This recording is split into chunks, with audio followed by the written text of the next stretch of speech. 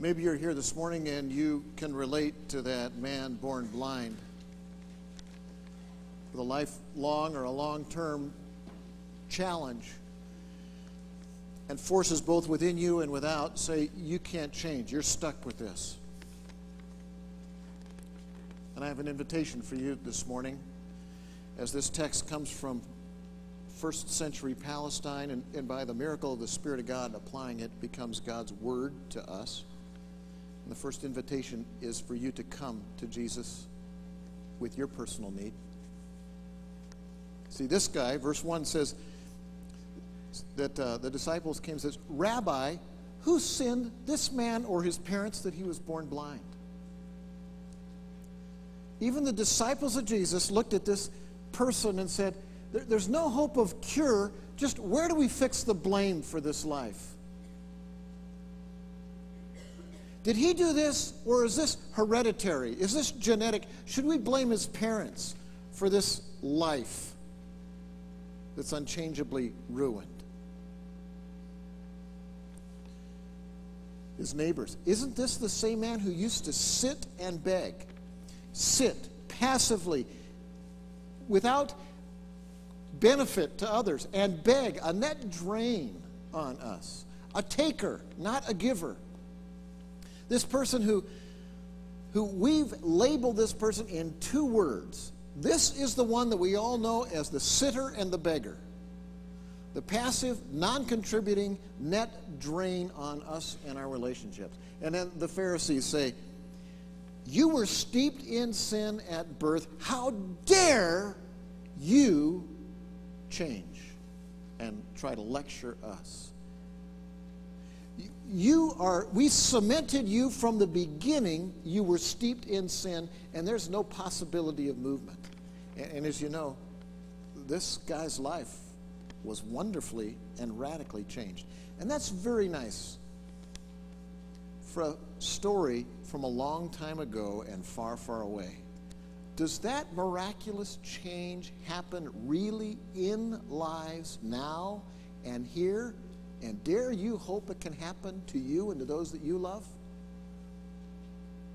Very grateful that Steve Jones is available to come and share a story that has some remarkable similarities to this guy's story and to many in our midst. Steve, thanks for being available to come and share. Thank you, giving Scott. us a great gift. Wow. Good morning, everyone. I'm Steve, and I'm an alcoholic.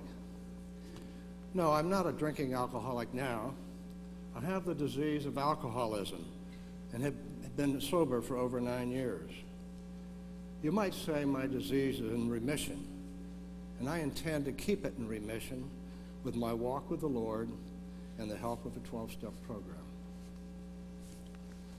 I was born with a silver spoon in my mouth into a loving Christian family. My parents were social drinkers, and it was later whispered that perhaps my grandfather was an alcoholic. I began to drink socially in my fraternity in college, just being one of the boys. I had no idea that I carried the genes for alcoholism and that it would come to haunt me in later years. After college, I did a stint in the Navy with more drinking, then going into the stock and bond business in San Francisco, where it was cool to drink at lunch, where it was not unusual to stop and have a few drinks on the way home, belong to drinking-oriented clubs, or arrange a client meeting in a drinking environment. It crept upon me slowly and insidiously until it began to affect my family and me. None of us knew what had hit us. We were not familiar with the disease of alcoholism, nor did we know it was a disease. One of the main symptoms is denial, and I'm not talking about that river in Egypt, but denying that I had a problem and that my life was unmanageable. I thought I could quit any time and that I could do it on my own. Wrong. For 30 years, I drank alcoholically, with more and more horrifying incidences occurring. It seemed like there was always someone to bail me out of a situation, but finally, no one would. They started using tough love. I had become a tornado in my family's life. Finally, everyone had let go of me, my family, my friends, my small group, my workplace. Everyone had let go except God. Alcoholism is a physical and spiritual disease that requires a spiritual cure. I learned that I was not responsible for having the disease, but I was responsible for the cure. I had to surrender to the will of God. It is a family disease, and we learned that my family needed to go through a recovery process as well. My family joined me for a week of my month-long stay at Betty Ford's for a family education program. That brought them to Al-Anon and other programs, and me to Alcoholics Anonymous. I have learned so many things about my disease. I have learned to trust God, to turn my life over to Him. My early life with Christ was more to go to Him when I'd made a mistake or fouled up. And I did plenty of asking forgiveness in my heavy drinking days. I have learned to talk to God on a regular basis and ask Him how I should do things, how I should live my life. I know I cannot look to anyone to blame for my alcoholism any more than the parents of the blind man in John 9 could be blamed for his blindness. A transformation can come from Jesus. John 9 quotes a line where the town was buzzing about the blind man. It's not him. It just looks like him. This is true in alcoholism when it takes over and when one is in recovery. I was blind, and now I see. When I changed and began to live in reverence and do God's will, then I had truly changed. I became honest with myself and with God and truly desired to change. I began to walk the talk. Lastly, as Jesus also said in John 9, if one is truly blind, he is blameless. But if you claim to see, you are accountable for every fault or favor. Well, I am sober, and I am accountable to everyone for my sobriety, including God. I was blind, and now I see.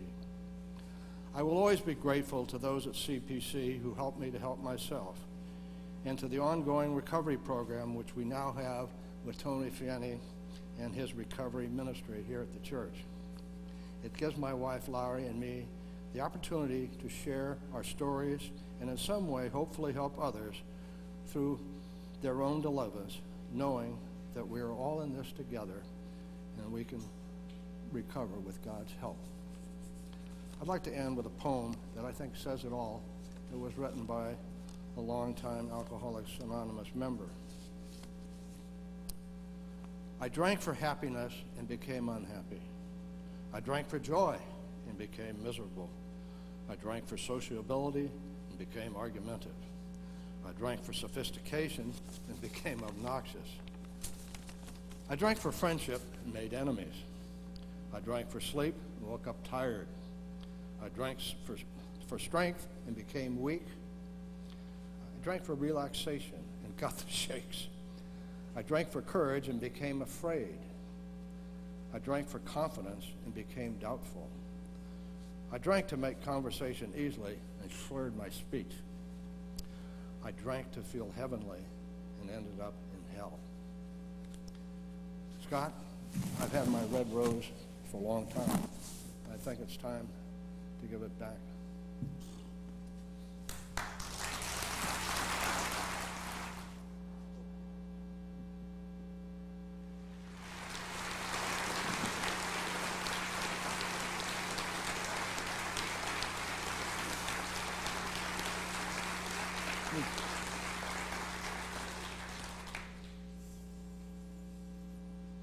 For those of you who are new,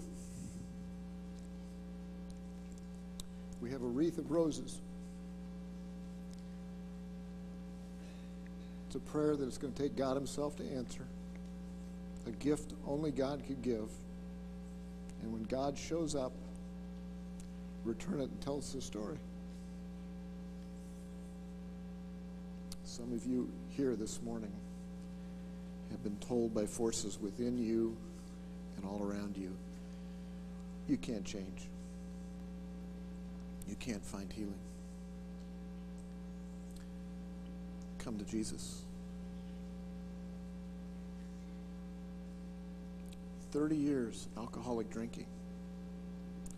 A tornado in your family. Everyone gave up on me. My workplace, friends, family, my small group, a church. Everyone but God.